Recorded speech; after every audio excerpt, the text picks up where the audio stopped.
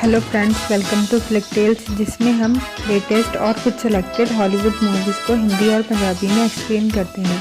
Channel को support करने के लिए सब्सक्राइब करें। आज जिस मूवी की स्टोरी मैं बताने जा रही हूँ उसका नाम है द टुमारो वॉर। ये एक एक्शन साई-फाई फिल्म है।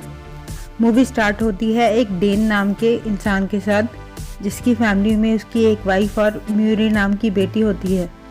उनके घर में क्रिसमस पार्टी चल रही होती है। डेन एक एक्स मिलिट्री ऑफिसर होता है और अपनी ड्रीम जॉब के लिए इंटरव्यू देता है, पर उसका सिलेक्शन नहीं होता।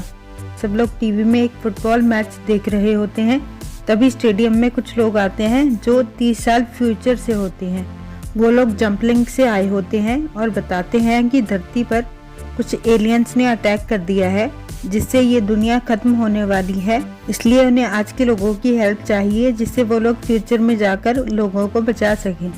अब सबसे पहले कुछ सिलेक्टेड आर्मी ऑफिसर्स जाते हैं, पर उनमें से सिर्फ 20% ही जिंदा वापस आते हैं।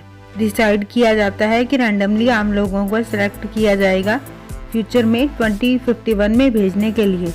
सिलेक्शन प्रोसेस के हिसाब से जो लोग 2051 से पहले मरने वाले हैं वही फ्यूचर में जाएंगे। डेन अब एक जगह टीचर होता है जहां एक मार्टिन नाम के स्टूडेंट को वॉल्केनो में बहुत इंटरेस्ट और इन्फॉर्मेशन होती है। डेन के फ़ोन पर तभी एक मैसेज आता है और टेस्ट करवाने के बाद पता चलता है डेन 7 साल बाद मरने वाला है और उसका सिलेक्शन हो जाता है। अब उसके हाथ पर एक बैंड पहना दिया जाता है। वो और उसकी फैमिली नहीं चाहते कि वो लड़ाई में जाए, इसलिए वो अपने पिता की हेल्प लेने जाता है उस बैंड को खुलवाने के लिए।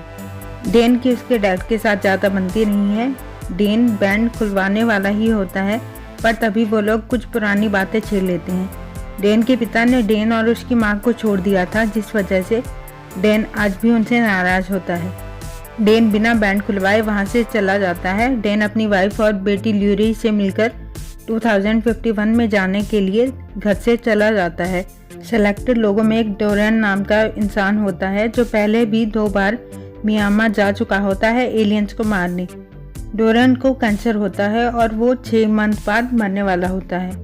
और वहाँ डेन को एक चार्ली नाम का इंसान भी मिलता है। अब उन्हें बताते हैं कि उस बैंड की हेल्प से वो लोग जंपलिंग से 1 हफ्ते के लिए मियामा बीच पर जाएंगे एलियंस को मारने के लिए, और उस 1 हफ्ते बाद अगर वो लोग जिंदा हुए तो जहाँ भी हुए खुद ब खुद वापस इसी टाइम में पहुँच जाएंगे। जिन एलियंस को वो लोग मारने जाने वाले होते हैं वो वाइट कलर्स के बड़े बड़े जीव होते हैं और उन्हें वाइट स्पाइक्स बुलाते हैं। अब उन लोगों की ट्रेनिंग शुरू की जाती है, पर ट्रेनिंग कंप्लीट होने से पहले ही उन्हें फ्यूचर में भेज देते हैं। लॉजिकली उनकी लैंडिंग एक बीच पर होनी होती है, पर जंप लिंक में कुछ गड़बड़ की वजह से वो लोग कहीं और लैंड करते हैं, जिस वजह से ज्यादातर लोग मारे जाते हैं। अब एक लेडी उन सबसे कांटेक्ट करती है जो रेडियो के थ्रू उन्हें मिशन बताती है।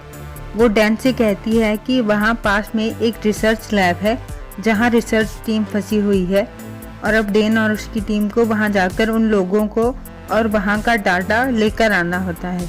जब डेन और उसकी टीम बिल्डिंग में जाकर देखती है, वहाँ पर सभी लोग ऑलरेडी मर चुके होते हैं। अब डेन बाकी का डाटा और सारा जरूरी सामान ले लेता है। वो लोग वहाँ से निकलने वाले होते हैं, तभी वाइट स्पाइक्स उन पर हमला कर देते हैं। उनके बहुत से लोग मारे जाते हैं, बाकी लोग वहाँ से बचकर भागते हैं। पूरी सिटी में ब्लास्ट हो रहे होते हैं ताकि वाइट स्पाइक्स को मार सकें। अब उन लोगों को एक रेस्क्यू टीम बचा लेती है और फिर डेन फॉरेस्टर को वही लेडी बुला लेती है जो रेडियो से उन्हें मिशन बता रही थी। वो लेडी वहाँ की कर्नल होती और पता चलता है एक्चुअल में वो डेन की बेटी म्यूरी होती है 30 साल बाद। म्यूरी वाइट स्पाइक्स के ऊपर रिसर्च कर रही होती है और डेन को बताती है कि हमारे बनाए टॉक्सिन से मेल्स तो मर गए पर फीमेल जिंदा है, इसलिए म्यूरी फीमेल वाइट स्पाइक को लाकर कुछ रिसर्च करना चाहती है जिससे फीमेल और बाकी सारे मेल वाइट स्पाइक्स भी मर जाएं। अब म्यूरी, डेन और म्यूरी की टीम फीमेल को बांधकर वहां लाने के लिए जाते हैं। वहां बहुत मुश्किलों के बाद वो लोग फीमेल को एक पिंजरे में बांध कर ले आते हैं और म्यूरी डेन को बताती है कि पिछली लाइफ में डेन ने अपनी वाइफ और बेटी को छोड़ दिया था और म्यूरी की मॉम और डेन के बीच डाइवोर्स हो गया था, जिसके कुछ सालों बाद डेन एक एक्सीडेंट में मारा गया। म्यूरी ने जानबूझकर डेन को एक मिशन के लिए बुलाया होता है ताकि जब म्यूरी टॉक्सिन बना ले, डेन उसे वापस पिछले टाइम में ले जाए और उसका मास प्रोडक्शन मतलब उसे ज़्यादा मात्रा में प्रोड्यूस करवा के वापस ले आए, क्योंकि 2051 में उसे ज़्यादा मात्रा में बनाना पॉसिबल नहीं था। अब बहुत टेस्ट करने के बाद ल्यूरी को टॉक्सिन मिल जाती है, पर वाइट स्पाइक्स उन लोगों पर हमला कर देते हैं। डैन के 7 दिन पूरे होने वाले होते हैं। ल्यूरी टॉक्सिन वाली बॉल डैन को दे देती है। फीमेल वाइट स्पाइक ल्यूरी को मार देती है। 7 दिन पूरे होते ही डैन वापस आ जाता है और ल्यूरी को नहीं बचा पाता।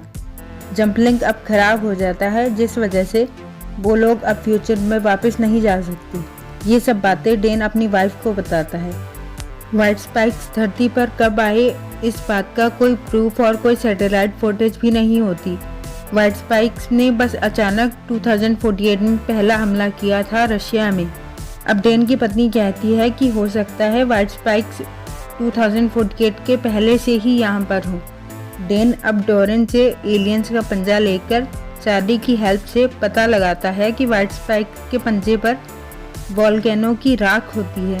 अब डैन का स्टूडेंट मार्टिन, जो वोल्केनो एक्सपर्ट होता है, उन्हें बताता है चाइना और कोरिया के बॉर्डर पर ज्वालामुखी फटी 946 एडी में और उसकी राख काफ़ी दूर तक फैली थी।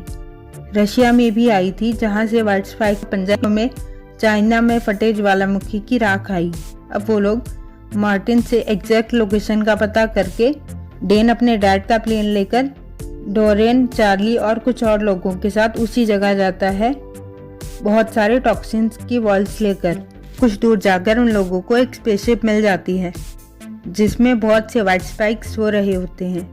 वो लोग कुछ सोते हुए वाइट स्पाइक्स के अंदर टॉक्सिन इंजेक्ट करते हैं, जिससे white spikes on the spot मर जाते हैं। पर उनकी आवाज़ सुनकर बाकी सोए हुए एलियंस जाग जाते हैं।